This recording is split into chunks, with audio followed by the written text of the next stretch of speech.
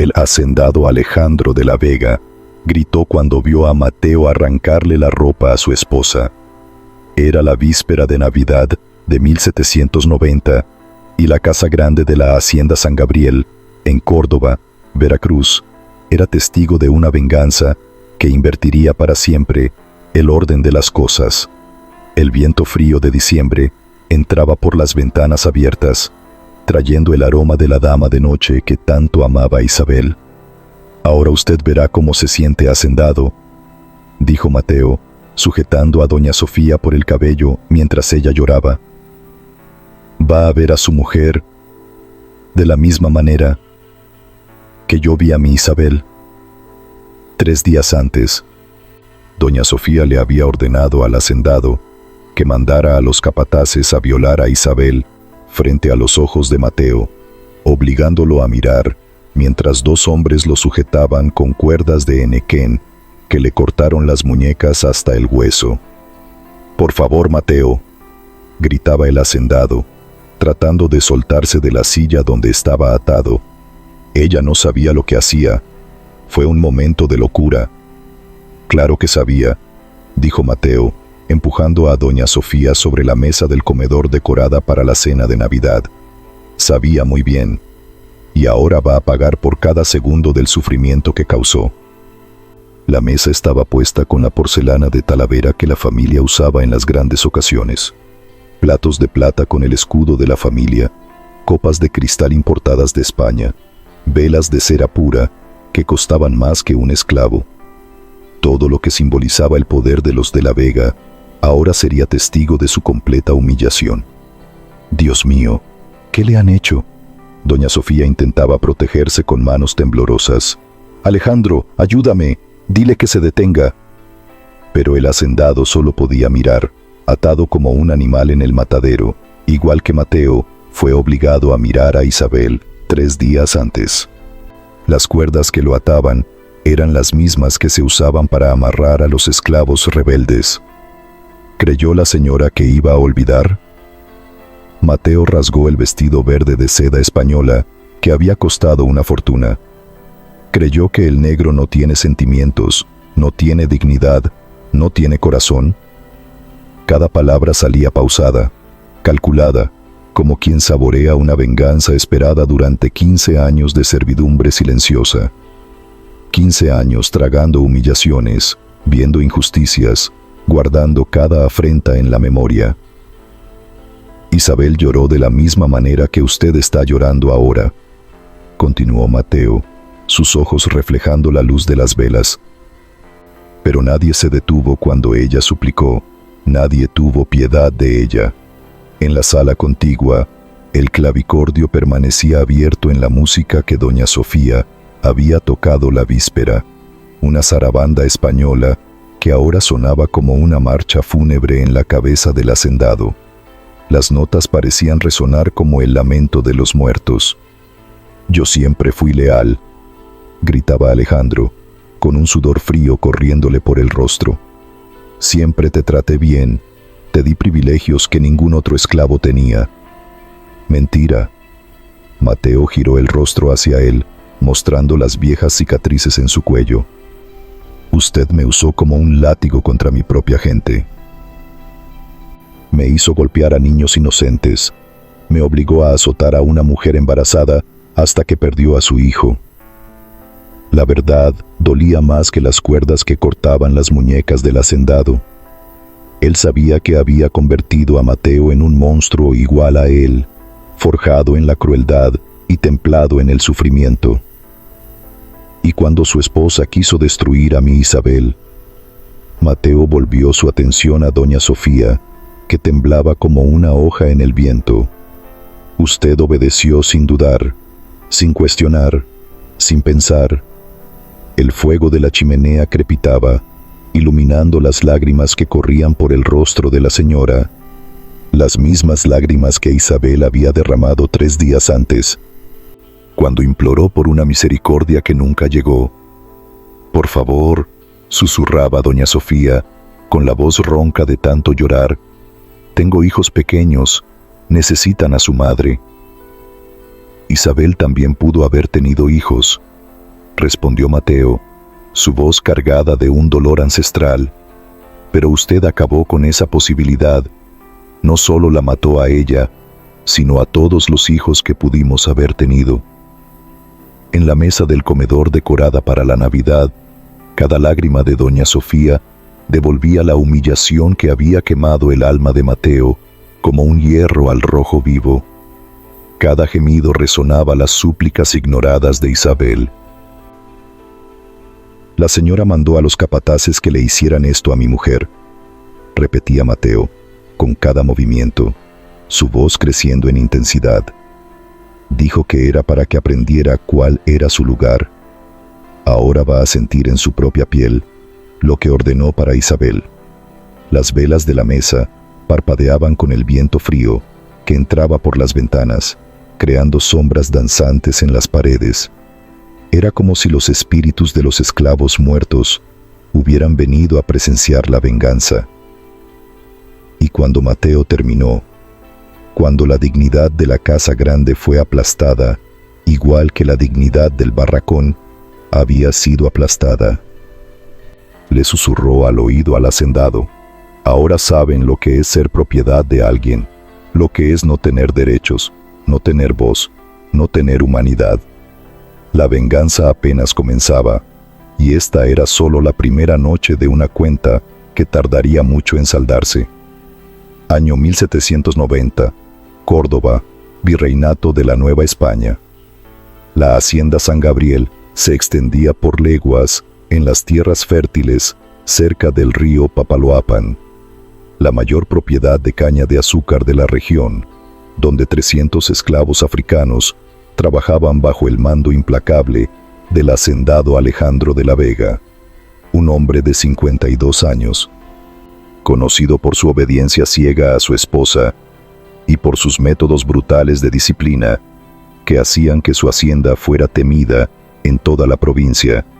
Su barba canosa apenas ocultaba las marcas de viruela que desfiguraban su rostro desde la juventud, dándole una apariencia aún más siniestra. 40 latigazos, decía siempre con la misma frialdad calculada. Y si se desmaya, esperen a que despierte para continuar. Quiero que aprenda bien la lección. El hacendado no solo había heredado las tierras de su padre, sino también su refinada crueldad.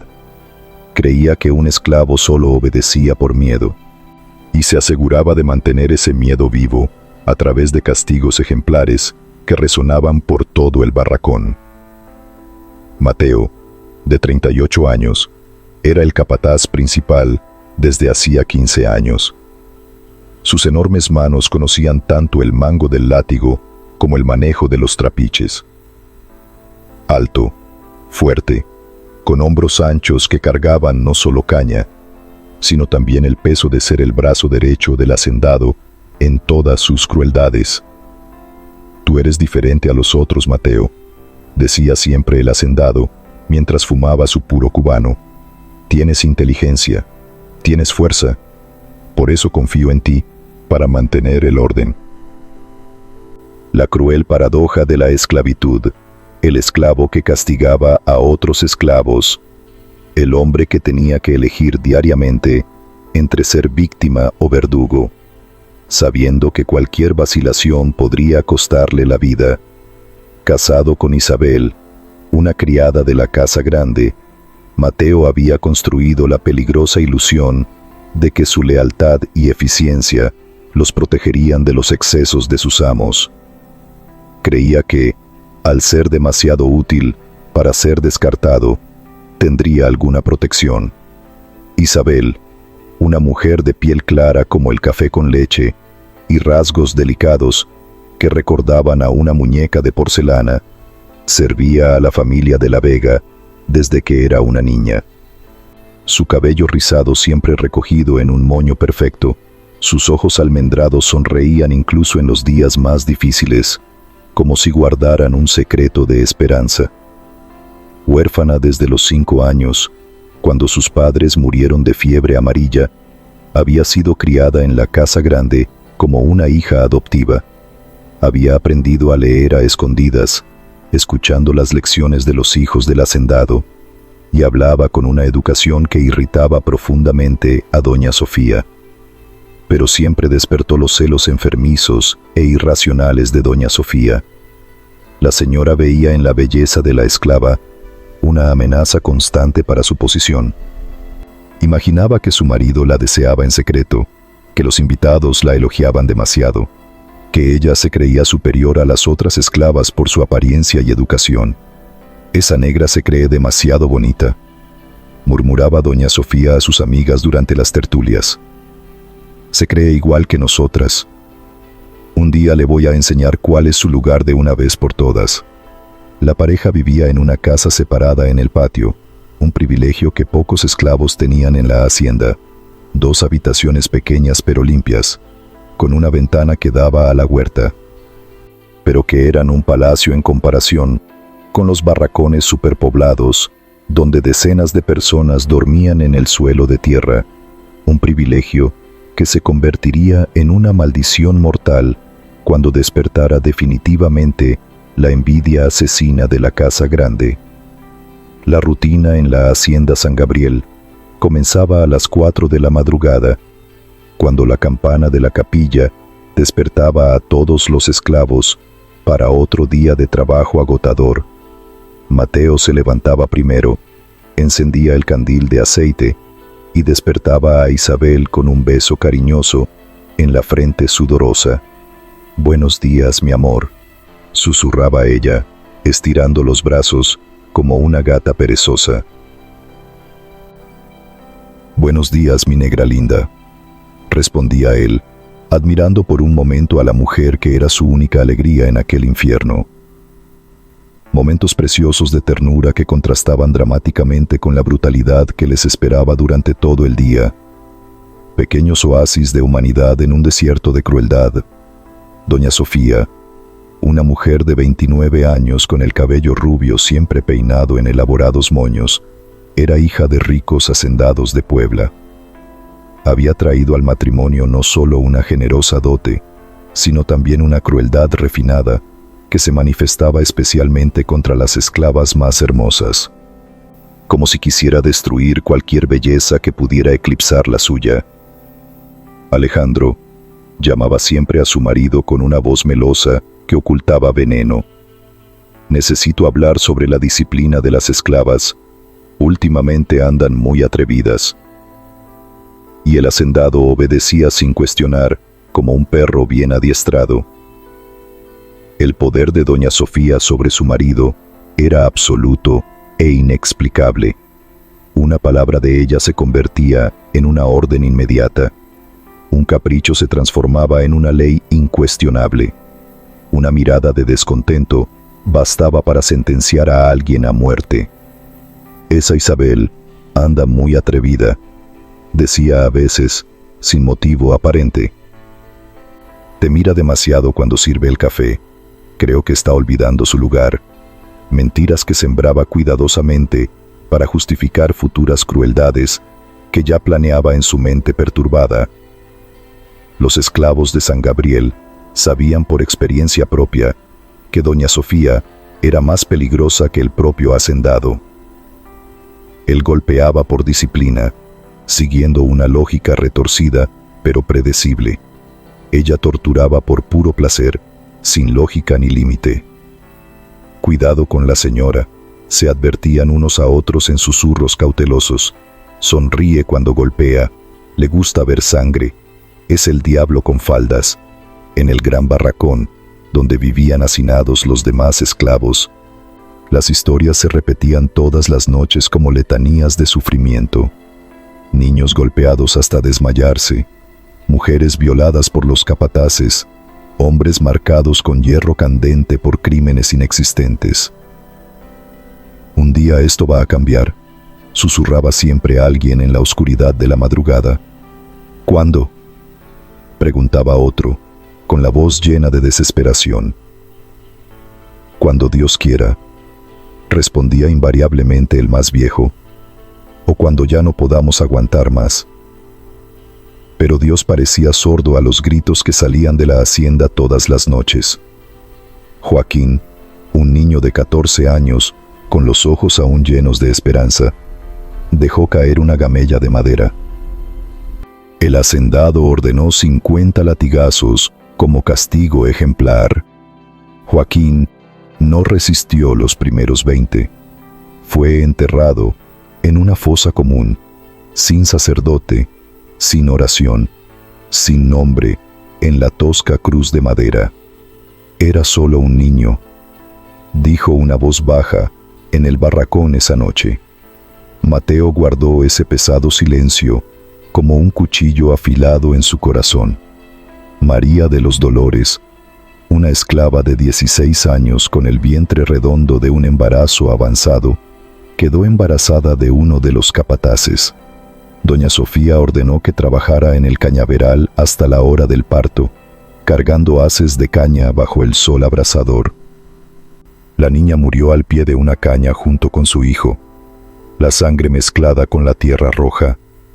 Era mi nieta, lloró la abuela, la vieja Antonia, que había criado a la niña desde pequeña.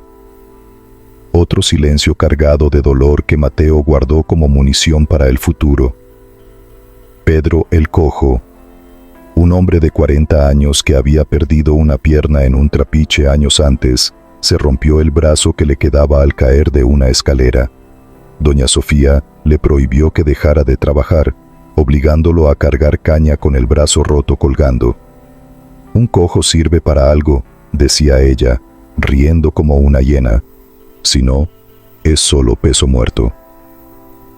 Pedro murió de gangrena 3 semanas después, delirando de fiebre y llamando a su madre, y Mateo guardaba cada injusticia, cada grito, cada muerte, como las cuentas de un rosario de venganza que un día sería rezado por completo.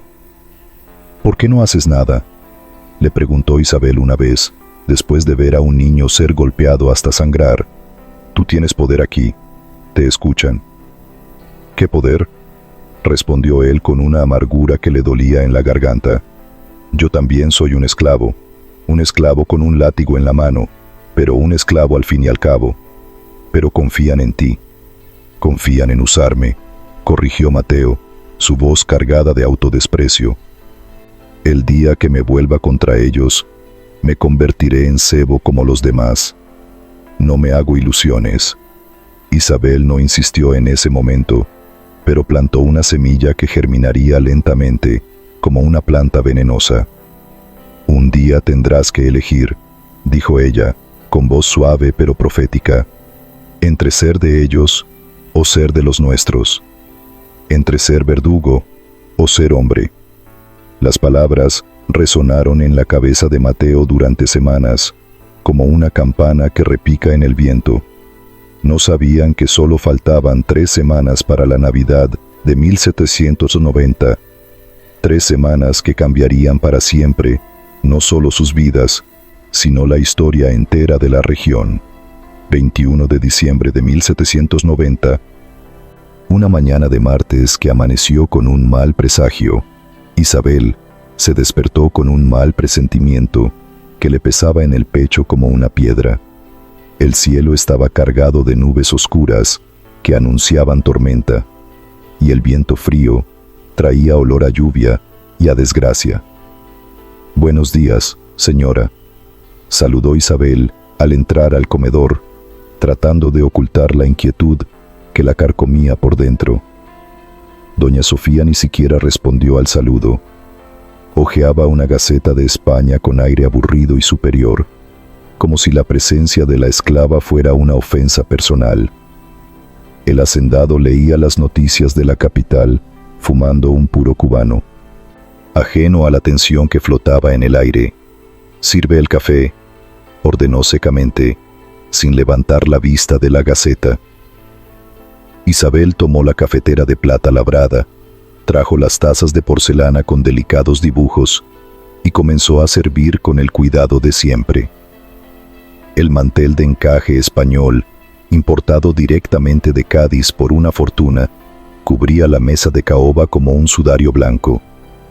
Era el mantel que doña Sofía más apreciaba en toda la casa, un regalo de bodas de una tía duquesa, que representaba su estatus y refinamiento.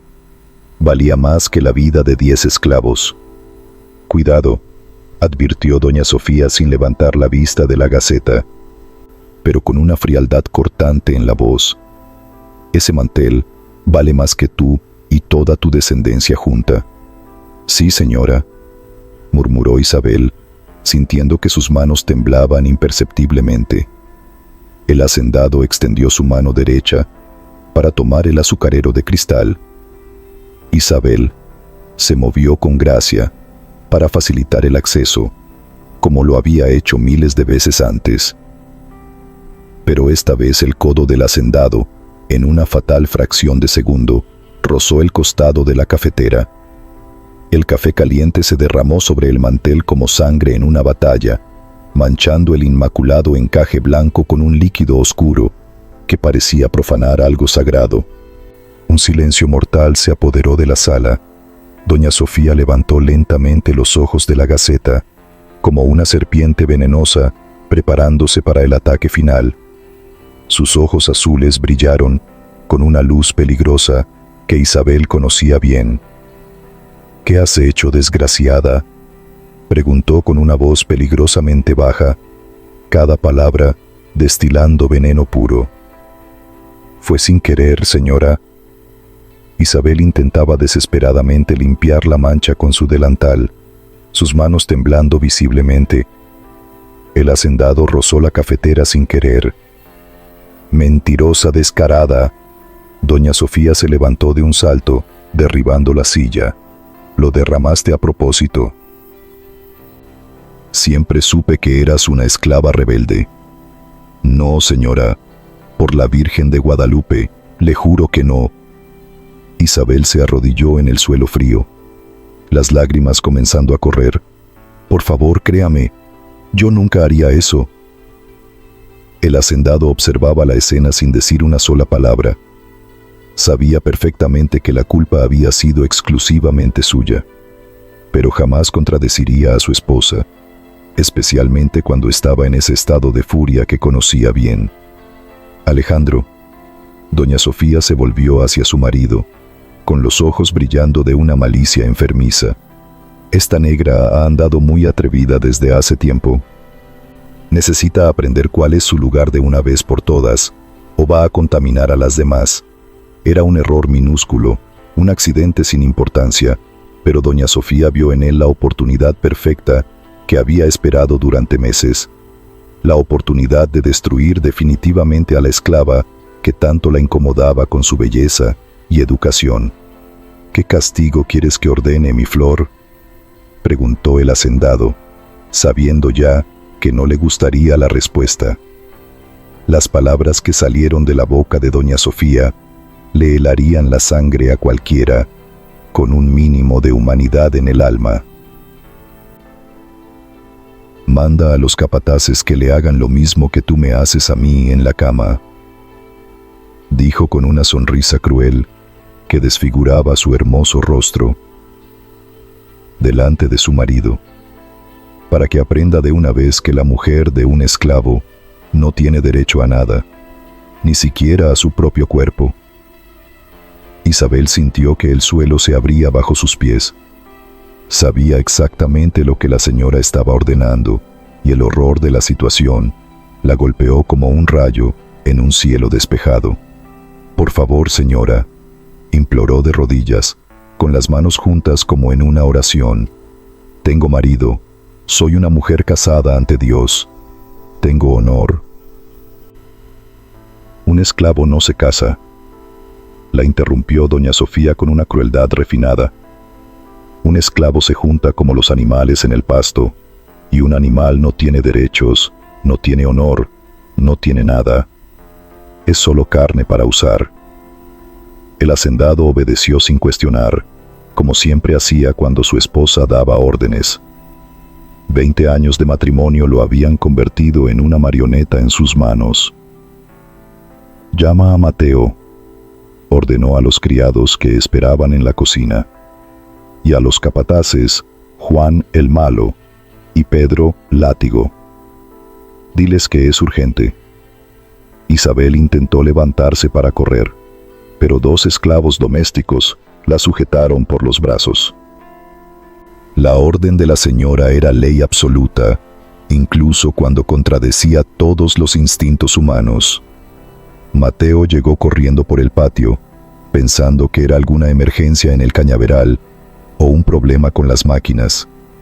Cuando vio a Isabel siendo sujetada, llorando, y la expresión de puro odio en el rostro de la señora, comprendió de inmediato que algo terrible estaba a punto de suceder.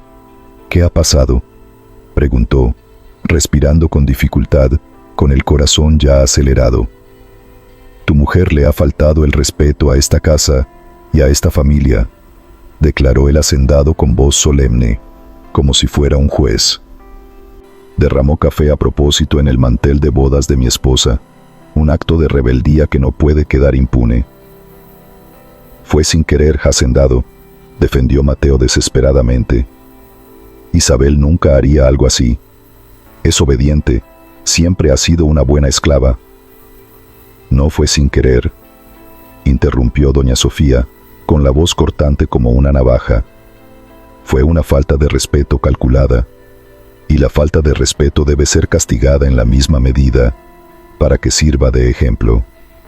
Los capataces llegaron rápidamente, Juan el Malo y Pedro Látigo, hombres brutales que ejecutaban torturas como quien mata gallinas para la cena, sin sentimiento ni remordimiento. «Atenlo a las columnas del porche», ordenó el hacendado, señalando a Mateo. «Bien fuerte, que no se escape». «Hacendado, por el amor de Dios y de la Virgen María», Mateo intentó resistir con desesperación. «Isabel no se merece esto. Es una buena esclava. Siempre ha servido bien a esta casa». «Una buena esclava no derrama café en el mantel de su patrona», replicó doña Sofía, saboreando cada palabra. «Y el marido de una esclava mira en silencio lo que los señores deciden hacer». 4 hombres fuertes sujetaron a Mateo, mientras él luchaba como un animal enjaulado. Gruesas cuerdas de henequén ataron sus brazos a las columnas del porche. Cortándole la piel hasta sangrar, lo obligaron a mirar mientras arrastraban a Isabel al centro del patio, como si fuera un espectáculo. «Ahora vas a aprender», le dijo doña Sofía a Isabel, con la voz dulce como la miel envenenada, «lo que le pasa a una esclava que se cree igual que su patrona». Frente a su marido inmovilizado, y bajo la mirada de todos los demás esclavos que fueron obligados a mirar, los 2 capataces violaron a Isabel durante 2 horas interminables, siguiendo cada sádica instrucción que doña Sofía daba desde el porche, como una directora de un teatro macabro. «Así aprende que solo es una propiedad», repetía la señora mientras Mateo sangraba por las muñecas, tratando desesperadamente de soltarse de las cuerdas. «Una propiedad que se usa como se quiere». «Basta, por el amor de Cristo, basta ya», gritaba Mateo con la voz ronca de tanto gritar. «Es mi mujer, mi mujer». Pero nadie se detuvo. El hacendado miraba, fumando su puro, como si estuviera viendo un espectáculo cualquiera. Doña Sofía sonreía como quien asiste a su obra de teatro favorita. Isabel dejó de gritar después de la primera hora. Sus ojos ya no veían nada de este mundo. Su cuerpo se movía como una muñeca rota, pero su alma se había ido a un lugar donde el dolor no podía alcanzarla. «Suficiente», dijo finalmente doña Sofía cuando se cansó del espectáculo. «Creo que la lección ha sido bien aprendida por todos». Cuando finalmente le soltaron las cuerdas, Mateo corrió hacia su esposa como un loco. La tomó en sus brazos con infinito cuidado, sintió su cuerpo helado a pesar del calor, vio sus ojos perdidos en el vacío. «Isabel», susurró con la voz rota, «mi amor, háblame. Por favor, di algo». Ella lo miró como si no reconociera a su propio marido. Su boca se movió lentamente, pero no salió ningún sonido. Era como si hubiera olvidado cómo hablar. Mateo llevó a Isabel a su pequeña casa, como si llevara su propio corazón herido. La acostó en la cama con sábanas limpias. La cubrió con cuidado. Le trajo agua fresca. Lavó la sangre con infinita ternura. Le preparó un té de hierbas que su madre le había enseñado. «Te vas a poner bien», repetía como una oración. «Yo te cuidaré. Nadie más volverá a hacerte daño». Pero Isabel no respondió. Durante 3 días permaneció acostada, mirando el techo de paja, como si buscara algo que ya no estaba allí. No comía, no bebía, no hablaba, no lloraba. En la madrugada del 3er día, finalmente abrió la boca por primera y última vez. «Mateo», susurró con una voz de fantasma que venía de otro mundo. «Estoy aquí, mi amor». Él tomó su mano fría y la sostuvo como si pudiera calentarla. «¿Me vengarás?», preguntó ella, sus ojos finalmente enfocándose en su rostro. Mateo sintió que su corazón se rompía en 1000 pedazos. «Lo haré», prometió con la voz entrecortada. «Por todo lo que es sagrado y por nuestras almas, lo haré». «Entonces puedo irme en paz», murmuró Isabel con una débil sonrisa, y cerró los ojos para siempre, llevándose consigo la última chispa de humanidad que le quedaba a Mateo. Él se quedó sosteniendo la mano fría de la mujer que amaba hasta que salió el sol. El hombre que había sido, murió en ese momento junto con ella. Lo que nació en su lugar fue pura venganza destilada en forma humana. Era la víspera de Navidad, y Mateo ya sabía exactamente lo que iba a hacer.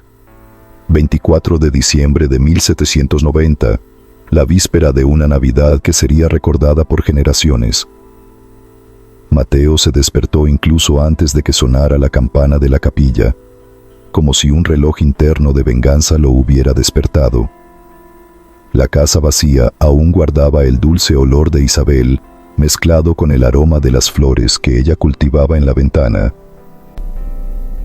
«Hoy es el día», murmuró, besando el sencillo anillo que ella usaba, un anillo de hierro que él mismo había forjado. «Hoy pagarán por cada lágrima, por cada gota de sangre». Mateo fingió normalidad durante toda la mañana, interpretando el papel del esclavo obediente por última vez. Dirigió el trabajo en el trapiche con su eficiencia habitual. Distribuyó tareas a los esclavos del campo. Resolvió problemas menores. Nadie sospechó que por dentro hervía de un odio concentrado durante 3 días de planificación. «¿Cómo te sientes, Mateo?», preguntó Joaquín, uno de los esclavos más viejos. «Todos lamentamos mucho lo de Isabel». «Estoy bien», mintió Mateo a la perfección. «Isabel está descansando en un lugar mejor ahora». «Ella era demasiado buena para este mundo», dijo Joaquín, negando con la cabeza. «Lo era», asintió Mateo, sus ojos brillando con una luz peligrosa. «Pero los que la mataron también encontrarán su lugar. Cada uno irá a donde se merece». Por la tarde, la familia de la Vega se preparaba para la tradicional cena de Navidad, con la misma animación de siempre. Doña Sofía se puso el vestido de terciopelo rojo, bordado con hilos de oro legítimo, importado directamente de España. El hacendado se puso su uniforme militar completo, con todas las medallas relucientes ganadas en campañas contra los indios rebeldes. «¡Qué Navidad tan maravillosa!», comentó doña Sofía, arreglándose el cabello en el espejo. «Todo perfecto, todo en su lugar». «Gracias a Dios», respondió el hacendado, ajustándose el uniforme, «y a nuestra firmeza con los esclavos». La disciplina estricta es la base de todo. Ni siquiera recordaban a Isabel, ni lo que habían hecho. Para ellos, solo había sido otro episodio educativo, una lección necesaria que ya estaba olvidada. La vida en la hacienda continuaba con normalidad, pero Mateo recordaba cada detalle con una claridad cristalina, cada lágrima, cada gemido, cada súplica de auxilio que fue fríamente ignorada. Cada segundo de esa tortura estaba grabado en su memoria como un hierro al rojo vivo. «La mesa está preciosa», dijo doña Sofía, admirando la elaborada decoración navideña. La porcelana de Talavera, la platería, las velas de cera pura, todo reluciendo como debe ser. La misma mesa donde Isabel había servido tantas comidas con silenciosa dedicación, donde había derramado el café que le costó la vida y su honor, donde ahora se serviría la justicia. «Voy a buscar el vino», anunció el hacendado con satisfacción. Ese Jerez de 1770 que estaba guardando para ocasiones especiales, hoy merece ser abierto. Mateo observaba todo desde la ventana de la cocina, como un cazador estudiando a su presa. Cada movimiento, cada detalle, cada palabra era anotada mentalmente. El plan había madurado en su cabeza durante 3 días, perfeccionado en cada detalle. Juan el Malo llamó al capataz que había violado a su esposa, manteniendo la voz neutra. «¿Qué pasa, Mateo?», respondió el bruto, limpiándose las manos sucias en la camisa. «El hacendado quiere hablar contigo y con Pedro en la casa grande», mintió Mateo a la perfección, «algo sobre la organización de la fiesta de mañana». «Ahora», se quejó Juan, bostezando, «estoy muerto de cansancio, es víspera de Navidad y todo». «Una orden es una orden», dijo Mateo con frialdad, sus ojos sin revelar nada. Ya saben cómo se pone el hacendado cuando no obedecen rápido. Los 2 capataces se dirigieron a la casa grande sin sospechar nada. No sabían que estaban caminando hacia su propia muerte, como animales que van al matadero. Mateo esperó a que entraran por completo en la casa. Luego lo siguió en silencio por la puerta de la cocina. Conocía cada tabla que crujía, cada escalón que hacía ruido, cada corredor oscuro. 15 años de servidumbre tenían sus ventajas mortales. En el comedor, la familia conversaba animadamente sobre los planes para el año siguiente. El hacendado abrió el vino caro. Doña Sofía arreglaba los últimos detalles de la mesa con una perfección obsesiva. «Qué bueno que vinieron rápido», dijo el hacendado a los capataces con una sonrisa satisfecha. «Quería agradecerles personalmente el excelente trabajo con esa esclava rebelde». «Fue un placer, hacendado», rió Juan el Malo, mostrando sus dientes podridos. «A las mujeres atrevidas hay que enseñarles a palos. Es el único idioma que entienden». «Exactamente», asintió Pedro Látigo, con una risa siniestra. «Y su marido también aprendió a no meterse donde no lo llaman». Mateo escuchó cada palabra escondido detrás de la puerta, cada comentario alimentando el fuego que ardía en su pecho como un horno. La rabia crecía como una marea alta, amenazando con desbordarse. «Siéntense con nosotros», invitó doña Sofía con gracia. «Vamos a brindar por la Navidad y por la disciplina bien aplicada». Los capataces se sentaron, halagados por la atención sin precedentes. Rara vez eran invitados a la mesa de la casa grande, generalmente comían en la cocina con los demás empleados. Fue en ese preciso momento que Mateo hizo su entrada. Silencioso como un jaguar en la selva, mortal como una serpiente de coral. En sus manos llevaba la escopeta de caza del propio hacendado, cargada con 2 cartuchos. «Nadie se mueva», dijo, apareciendo en la puerta de la sala como una aparición. El silencio fue instantáneo y absoluto. Todos se quedaron congelados con las copas en el aire, como si el tiempo se hubiera detenido. El vino dejó de burbujear, las velas dejaron de parpadear. «Mateo», gritó el hacendado, recuperándose del susto. ¿Qué crees que estás haciendo? ¿Has perdido el juicio? Cobrando una deuda que ustedes olvidaron, respondió Mateo, apuntando el arma con firmeza. Una deuda de sangre y lágrimas. Doña Sofía dejó caer la copa de su mano temblorosa. El vino tinto se derramó sobre el mantel blanco como sangre en un sudario, una profecía de lo que estaba por venir. ¿Te has vuelto completamente loco?, preguntó ella con voz temblorosa, pero aún tratando de mantener la autoridad. Un esclavo no le apunta un arma a sus señores. ¿Loco?, rió Mateo con una amargura que cortaba el aire. Tal vez. Pero fueron ustedes quienes me volvieron loco. Ustedes me convirtieron en esto. Juan el malo intentó levantarse lentamente, calculando sus posibilidades de desarmar a Mateo. Pero éste movió el cañón en su dirección con una precisión mortal. «Siéntate y quédate quieto», ordenó con una frialdad asesina. «Aún no ha llegado tu turno, pero llegará». El capataz obedeció de inmediato, con un sudor frío corriéndole por la frente.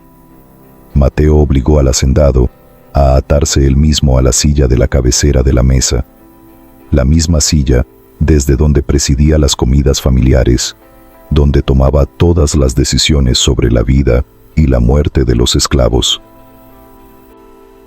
«Ahora vas a verlo todo», dijo Mateo, apretando personalmente las cuerdas hasta que dolieran. «De la misma manera que me obligaron a ver cómo destruían a Isabel». «¿Ver qué?», preguntó el hacendado con la voz entrecortada, sabiendo ya la respuesta y temiéndola. «A tu mujer siendo tratada exactamente como ustedes trataron a la mía». Doña Sofía intentó correr desesperadamente hacia la habitación, pero Mateo la sujetó del brazo con una fuerza irresistible. La fuerza de 15 años cargando caña era imposible de vencer. «Siéntate ahí», ordenó, empujándola sin ceremonias a una silla, «y quédate bien quietecita, que el espectáculo va a empezar». «Mateo, por el amor de Dios y de la Virgen María», gritaba el hacendado, debatiéndose inútilmente. «Solo quise darle una lección. No puedes hacerle esto a una señora». «La señora mandó a los capataces que le hicieran esto a mi mujer», dijo Mateo, mirando directamente a los ojos aterrorizados de doña Sofía. «Ahora va a sentir en su propia piel lo que ordenó para Isabel». «Soy una dama», gritó doña Sofía, histérica. «Soy hija de nobles. No pueden tratarme así». «Isabel también era una dama», respondió Mateo con una calma mortal. «Sabía leer, hablaba bien, tenía educación. Pero eso no la salvó de ustedes». Frente a su marido atado y bajo la mirada aterrorizada de los capataces, Mateo violó a doña Sofía sobre la mesa del comedor, bajo los ojos desesperados del hacendado que gritaba e intentaba soltarse de las cuerdas hasta sangrar. «La señora creyó que iba a olvidar», repetía Mateo metódicamente con cada movimiento. «Creyó que el negro no tiene sentimientos, no tiene dignidad, no tiene corazón de hombre». Cada acción era calculada, cada movimiento tenía un propósito. No era solo violencia, era justicia siendo aplicada en la misma medida. Cuando terminó, doña Sofía estaba completamente destrozada, el cuerpo roto, el alma despedazada, la mirada perdida en el vacío, exactamente igual que Isabel 3 días antes. «Ahora viene la mejor parte del espectáculo», anunció Mateo, tomando el machete que había traído de la cocina. «¿Qué vas a hacer?», preguntó el hacendado aterrorizado, su voz saliendo como un susurro. «Exactamente lo que ustedes me hicieron a mí», respondió Mateo con una frialdad de hielo. «Van a ver a las personas que aman morir frente a ustedes, despacito». La primera fue doña Sofía. Mateo le cortó el cuello lentamente, mirando fijamente a los ojos del hacendado para que no se perdiera ni un segundo de la agonía. Así murió Isabel, dijo mientras la sangre brotaba caliente. Despacito, perdiendo la vida a cada segundo, sintiendo el alma escaparse. El hacendado gritó como un animal herido de muerte. El amor que sentía por su esposa se transformaba en una agonía pura, desgarradora, que parecía rasgarle el pecho. Sofía, mi querida Sofía, berreaba hasta que su voz se volvió ronca. Ahora sabes exactamente cómo me sentí, dijo Mateo, limpiando el machete en el vestido rojo de la muerta. Es terrible, ¿verdad? Juan el malo intentó huir en pánico, pero sus piernas no obedecían las órdenes de su cerebro. El terror había paralizado todos los músculos de su cuerpo. Ha llegado tu turno, dijo Mateo, acercándose como un depredador. Por favor, por el amor de tus hijos, imploró Juan de rodillas. Tengo familia, tengo mujer. Isabel era toda mi familia, lo interrumpió Mateo implacablemente. Y tú ayudaste a destruirla por diversión. El machete se hundió lentamente entre las costillas de Juan, el malo, encontrando su corazón. Pero Mateo no tenía ninguna prisa. Dejó que el capataz se desangrara gradualmente, como un cerdo siendo desangrado en el matadero. ¿Duele mucho?, preguntó Mateo con genuina curiosidad. Isabel también sintió mucho dolor.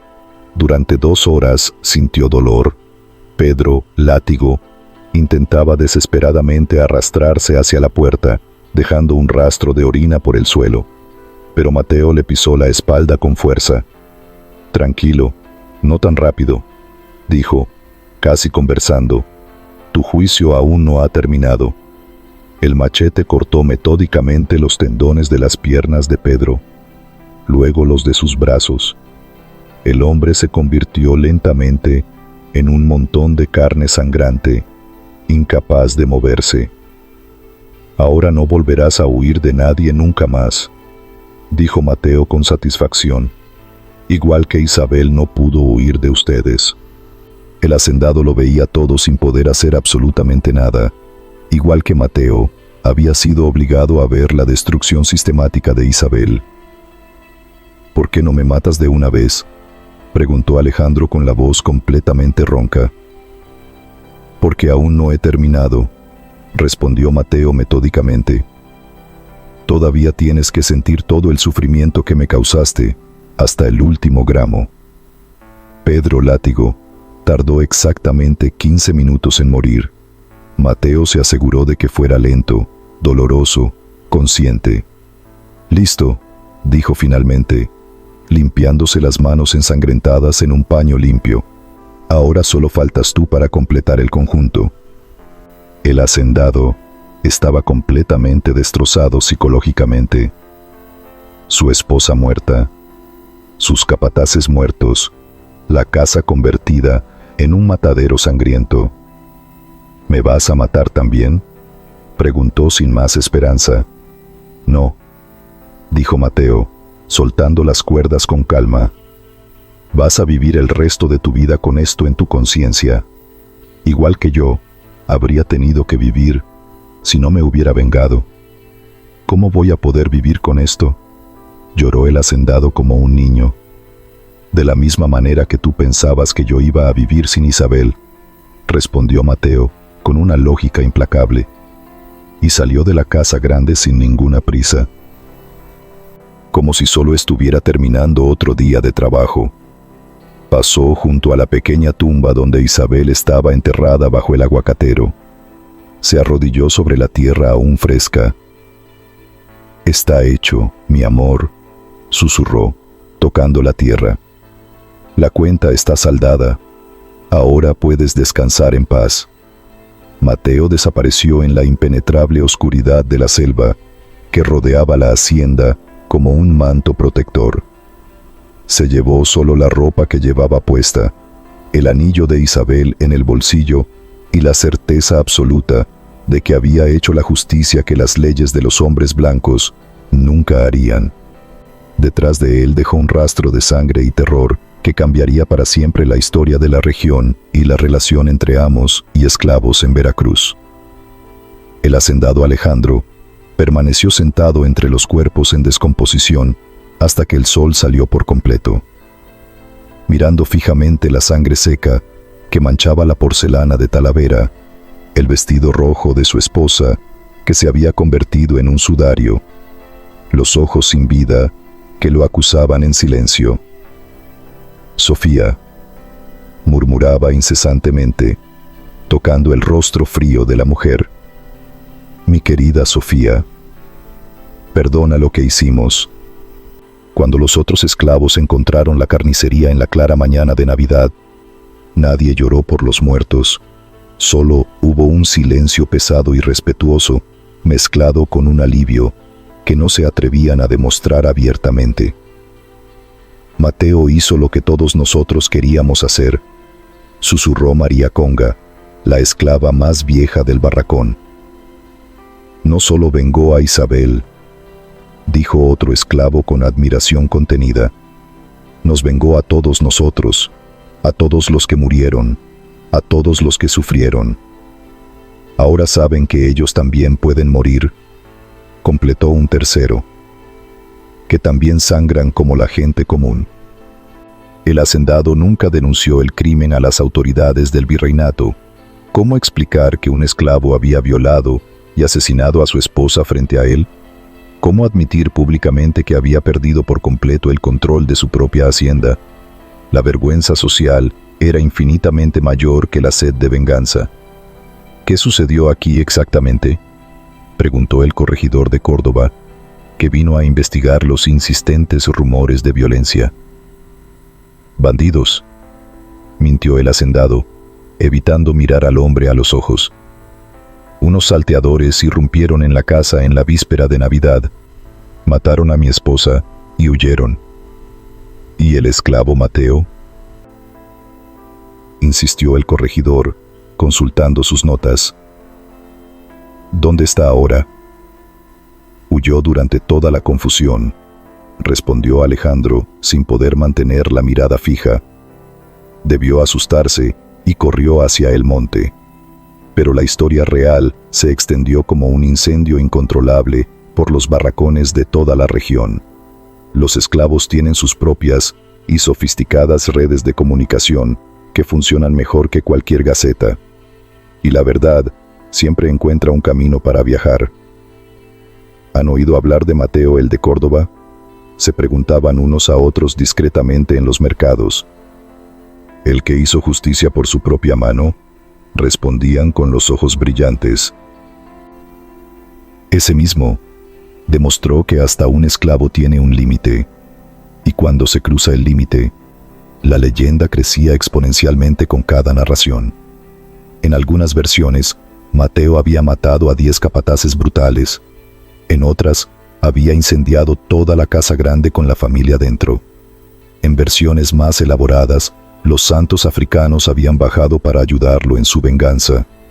Pero el núcleo emocional permanecía siempre exactamente el mismo. Un hombre que había perdido todo lo que amaba en la vida y cobró el precio justo por los sufrimientos impuestos, con la misma cruel moneda. 3 meses después de la sangrienta venganza, el hacendado Alejandro vendió la hacienda San Gabriel por un precio muy por debajo del mercado. Ya no podía dormir una sola noche en la casa donde había perdido a su esposa y presenciado su propia cobardía.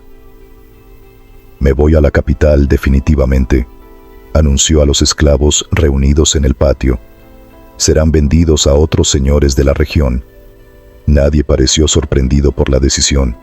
Todos sabían que después de esa noche de Navidad, nada volvería a ser igual en la hacienda ni en la región. ¿Y si el nuevo señor es aún peor que este?, preguntó una esclava vieja con genuina preocupación. No puede ser peor, respondió Joaquín, sonriendo por primera vez en años. Ahora todos ellos saben que podemos contraatacar cuando cruzan el límite. Saben que ellos también pueden morir, completó otro esclavo, que no son inmortales como pensaban.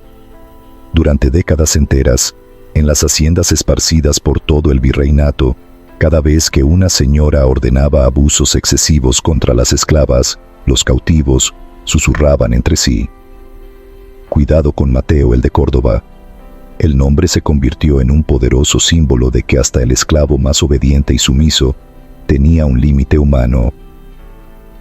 Los señores más viejos y experimentados comenzaron a instruir cuidadosamente a sus nuevas esposas e hijos adolescentes. Nunca humillen a los esclavos casados frente a sus cónyuges. ¿Por qué no?, preguntaban ellos sin entender. Porque hay cosas que no se perdonan, respondía nerviosamente, mirando por encima del hombro. Hay límites que no se cruzan sin consecuencias. La extraordinaria historia de Mateo llegó hasta el Caribe, llevada por comerciantes y viajeros. En las reuniones secretas, se convirtió en una canción de resistencia. En los cultos sincréticos, se convirtió en una poderosa oración de protección contra los opresores. Mateo, mi protector, cantaban los rebeldes. Dame la fuerza para contraatacar cuando la injusticia golpee demasiado fuerte. Los curanderos y rezanderas comenzaron a invocar su nombre en amuletos especiales contra los opresores y en pociones de coraje. Bebe esta infusión con fe, decían a los esclavos maltratados que buscaban ayuda. Y recuerda siempre a Mateo el de Córdoba, quien demostró que todo hombre tiene un derecho sagrado a la dignidad. En 1829, cuando finalmente se decretó la abolición de la esclavitud en México, muchos exesclavos de toda la provincia peregrinaron a Córdoba. Querían conocer personalmente la hacienda donde había ocurrido la primera venganza real. Fue aquí donde uno de los nuestros demostró definitivamente que no éramos cobardes, decía un viejo liberto emocionado, mostrando el lugar a sus nietos curiosos. Demostró que cuando la injusticia sobrepasaba todos los límites de la humanidad, la venganza llegaba en la misma medida cruel. Mateo nunca fue encontrado ni capturado. Algunas personas juraban solemnemente haberlo visto trabajando en palenques escondidos en las sierras de Zongolica.